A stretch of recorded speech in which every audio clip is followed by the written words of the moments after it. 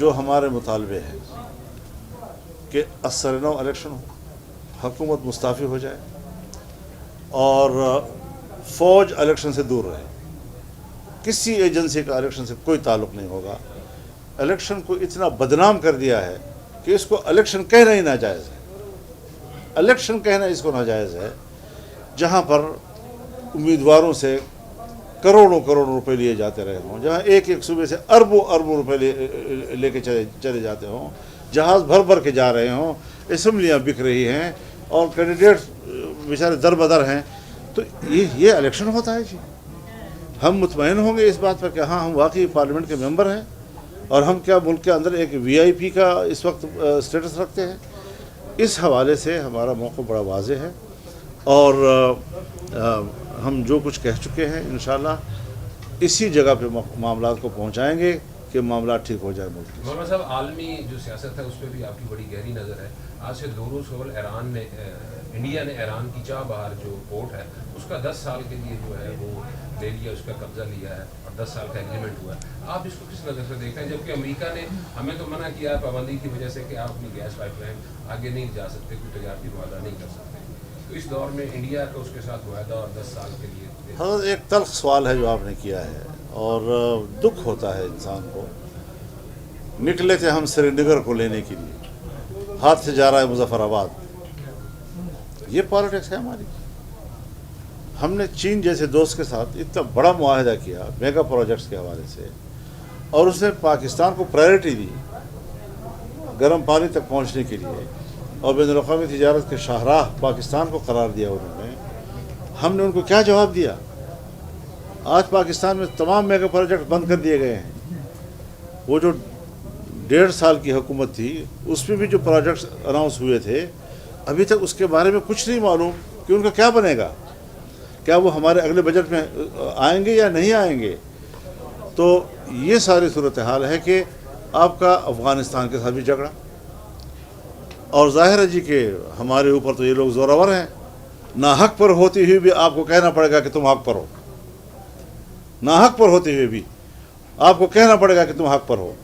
نتیجہ کیا نکلے گا کہ واخان کے راستے سے افغانستان چین کے ساتھ ڈائریکٹ ہو جائے گا، پاکستان سے بے نیاز ہو جائے گا، اور ہلمند کے راستے سے ڈائریکٹ ہو جائے گا ایران کے ساتھ اور چابہار میں جا کے پہنچ جائے گا جی.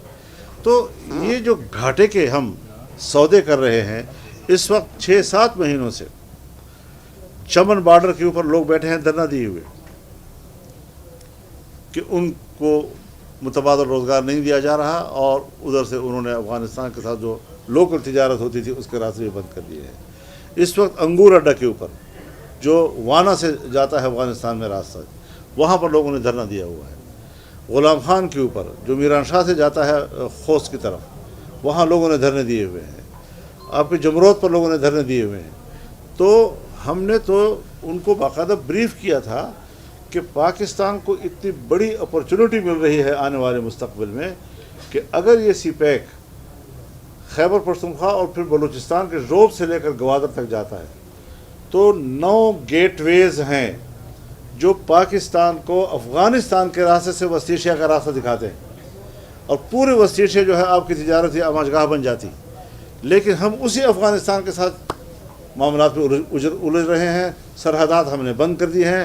اگر مسئلہ دہشت گردوں کا ہے کیا چین کو یہ اعتراض نہیں ہے کہ اولڈ ترکستان کی جو تحریک ہے اس کے لوگ افغانستان میں ہیں اور ان کے لوگ جو ہے وہاں چین میں جو ہے کارروائیاں کرتے ہیں؟ یہ شکایت تو چین کو بھی ان سے ہے. لیکن اس کے باوجود وہاں کی جو مارکیٹ ہے اس پر چین قبضہ کر رہا ہے. روس وہاں قبضہ کر رہا ہے اور ہم اتنے پڑوسی ہوتے ہوئے اور 20 سال تک ہم نے جس امید پر طالبان کو غلاف کے نیچے سپورٹ دیا آج سب کچھ ہم ضائع کر رہے ہیں. ہمارے پاس صرف لڑائی کی صلاحیت ہے. کیا ملک کو ترقی دینے کے دماغ ختم ہو چکا ہے؟ کیا ملک کی ترقی کے پہلو جو ہے وہ ہم نے نظر انداز کر دیے ہیں؟ صرف لڑنے کا پہلو رہ گیا ہے. یہ اس لیے کہ جب آپ کا با اختیار ادارہ جنگجو ادارہ ہوگا اور جس کی تربیت دشمن سے لڑنے کی ہوگی وہ کبھی بھی آپ کی سیاسی قیادت نہیں کر سکتا. وہ کبھی بھی آپ کی معاشی قیادت نہیں کر سکتا. اس کا یہ میدان ہی نہیں ہے سرے سے جی. لہذا پاکستان اس وقت گھاٹے کا سفر کر رہا ہے.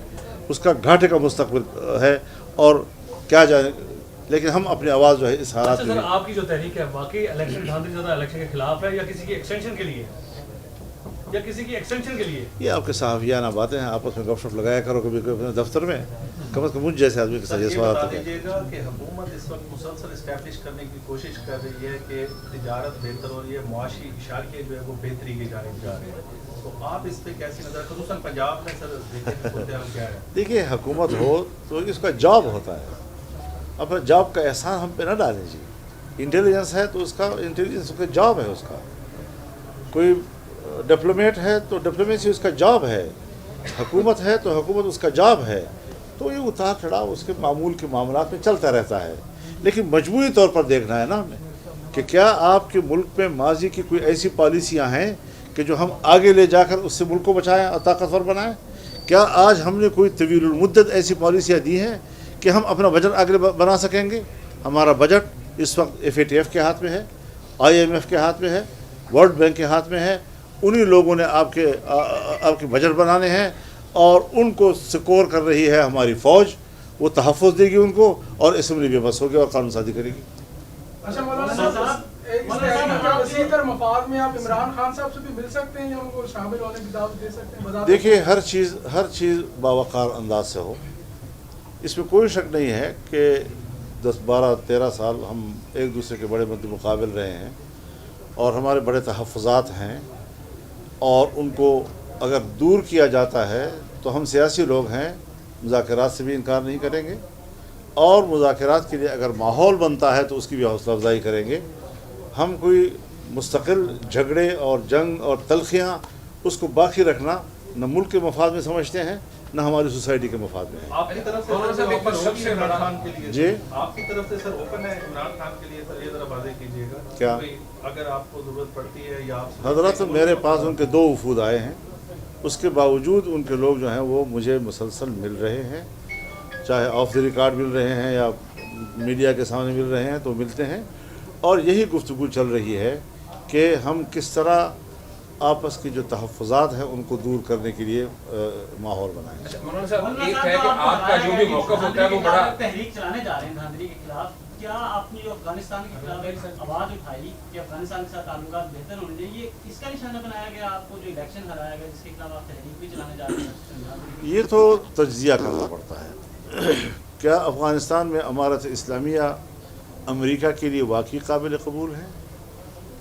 میں سمجھتا ہوں کہ وہ ہر قیمت پر ان کو کمزور کرنے میں دلچسپی رکھتے ہیں، اور کمزور کرنے کے لیے ان کے پاس پاکستان جیسا مفید ٹول اور نہیں ہے۔ اسی طریقے سے اگر ہم حماس کی بات کرتے ہیں، امریکہ اور مغرب کی نظر میں وہ ایک دہشت گرد تنظیم ہے، امارت اسلامیہ بھی ابھی تک ان کے نزدیک دہشت گرد تنظیم ہے، ابھی وہ بلیک لسٹ سے نہیں نکلے ہیں جی۔ اب جب میں ان کے پاس جاؤں گا اور پاکستان کے تعلقات کی بہتری کے لیے جاؤں گا، یا میں جاؤں گا اور فلسطین کے ساتھ یکجہتی کے لیے میں جاؤں گا، تو یہ ان کی جو خارجہ پالیسی ہے وہ اس کے بالکل متصادم ہے۔ تو ظاہر ہے کہ پاکستان کی سیاست پر جب امریکہ اثر انداز ہوگا تو یہ چیزیں جو ہیں آپ اس کا تجزیہ کریں کہ کیا ہمیں نقصان پہنچانے میں ان کا بینیفٹ ہے یا نہیں۔ مولانا صاحب، حکومت بھی گرینڈ ڈائیلاگ کی بات کر رہی ہے، رانا ثناء اللہ بھی کہہ رہے ہیں کہ عمران خان کو رہا ہونا چاہیے، میاں محمد نواز شریف بھی یہی چاہتے ہیں، تو اگر حکومت گرینڈ ڈائیلاگ کو آگے بڑھاتی ہے تو آپ اس کا حصہ بنیں گے یا صرف تحریک انصاف سے بات کریں گے؟